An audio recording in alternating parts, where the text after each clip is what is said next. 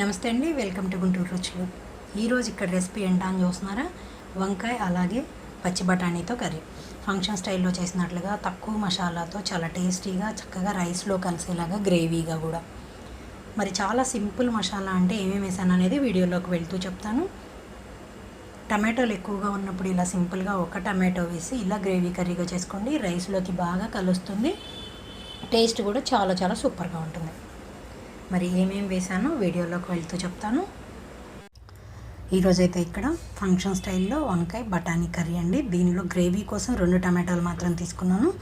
మరి ఎలా చేయాలనేది వీడియోలోకి వెళ్తూ చెప్తాను. మసాలాలు అయితే ఎక్కువ లేకుండా సింపుల్గా ఎలా చేసుకోవాలో చూద్దాం. ఇక్కడైతే స్టవ్ ఆన్ చేసి పాన్ పెట్టుకున్నాను. ఇందులోకి వచ్చేసి నేను 2 టేబుల్ స్పూన్స్ వరకు ఆయిల్ తీసుకుంటున్నాను. ఈ కర్రీకి అయితే ఆయిల్ ఎక్కువగా అవసరం లేదండి. ఇక్కడైతే ఆయిల్ హీట్ అయిన వెంటనే తాలింపు గింజలు అలాగే ఎండుమిరపకాయలు వేసేసుకున్నాను. నాకు కరివేపాకు లేదండి, ఈరోజు స్కిప్ చేసేస్తున్నాను. ఇక్కడ తాలింపు మొత్తం వేగిన తర్వాత కట్ చేసి పెట్టుకున్న ఉల్లిపాయలు పచ్చిమిరపకాయలు వేస్తున్నాను.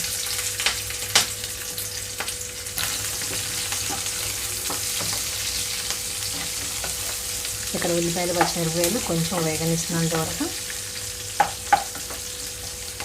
మీడియం ఫ్లేమ్లోకి టర్న్ చేస్తున్నాను. ఇక్కడ స్టవ్ని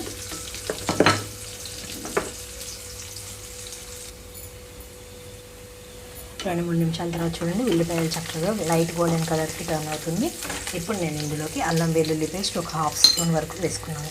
నేను తీసుకున్న వంకాయల క్వాంటిటీకి అయితే ఇది కొంచెం సరిపోతుంది.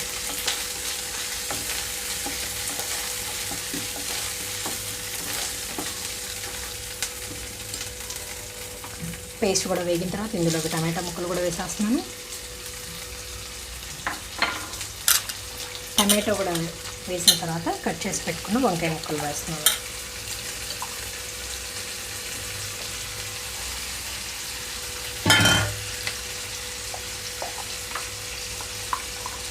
ముక్కలు తాలింపులో వేయగానే ఇందులోకి పసుపు ఒక 1/2 స్పూన్ వరకు, అలాగే రుచికి తగినట్లుగా సాల్ట్ కూడా వేసేస్తున్నాను. ముక్కలు కూడా కందెక్కకుండా ఉంటాయి.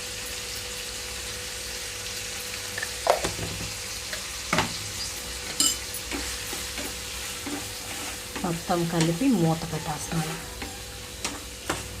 లో ఫ్లేమ్లో 5 నుంచి 10 నిమిషాల పాటు ఉంచుతున్నాను. ఇక్కడ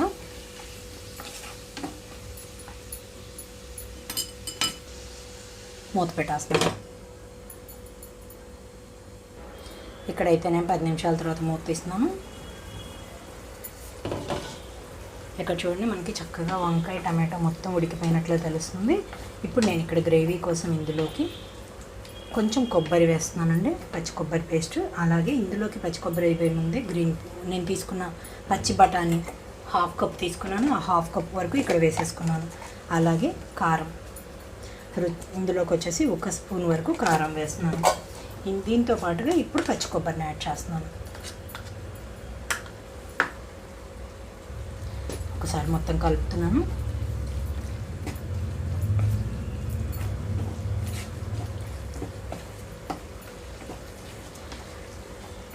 ఇప్పుడు ఇందులోకి ఒక 1/2 కప్ వరకు వాటర్ యాడ్ చేస్తున్నాను.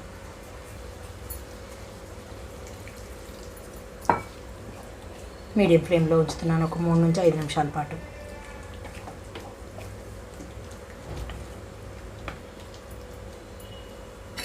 మూత పెట్టేస్తున్నాను మళ్ళీ.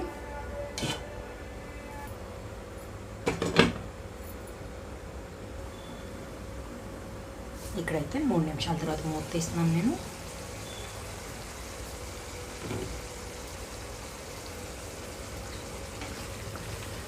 చూడండి, మనం వేసిన వాటర్ అంతా చక్కగా గ్రేవీగా ఎలా వచ్చేసిందో. ఇప్పుడు లో ఫ్లేమ్లోకి టర్న్ చేసుకుంటున్నాను. ఇక్కడ కొత్తిమీర వేసేస్తున్నాను.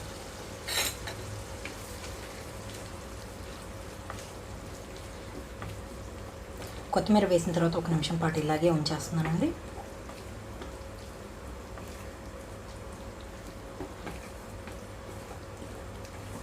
ఒక నిమిషం పాటు ఇలాగే ఉంచేస్తున్నాను. ఇంక ఇక్కడ స్టవ్ ఆఫ్ చేస్తున్నాను. సర్వింగ్ బౌల్లోకి తీసుకుంటున్నాను. ఇక్కడ చూడండి, ఫంక్షన్ స్టైల్లో వంకాయ అలాగే పచ్చి బఠానీ కర్రీ రెడీ అయిపోయింది. మరి ఇంకెందుకు ఆలస్యం, కొంచెం టమాటోతోనే ఇలా గ్రేవీగా చక్కగా చేసుకోవచ్చు. మరి మీరు కూడా ట్రై చేసి చూసి మీ ఒపీనియన్ అయితే కామెంట్ బాక్స్లో పెట్టండి. అలాగే మీలో ఎవరైనా మా వీడియో ఫస్ట్ టైం కానీ చూస్తున్నట్లయితే ప్లీజ్ మా ఛానల్ని సబ్స్క్రైబ్ చేయండి. అలాగే మా వీడియోస్ లైక్ చేస్తూ షేర్ చేయండి. పక్కనే ఉన్న bell icon all option click చేస్తే మేము వీడియో ఇలా పోస్ట్ చేయగానే మీకు అలా నోటిఫికేషన్స్ వస్తాయి. Please encourage me and thank you for watching. Thank you.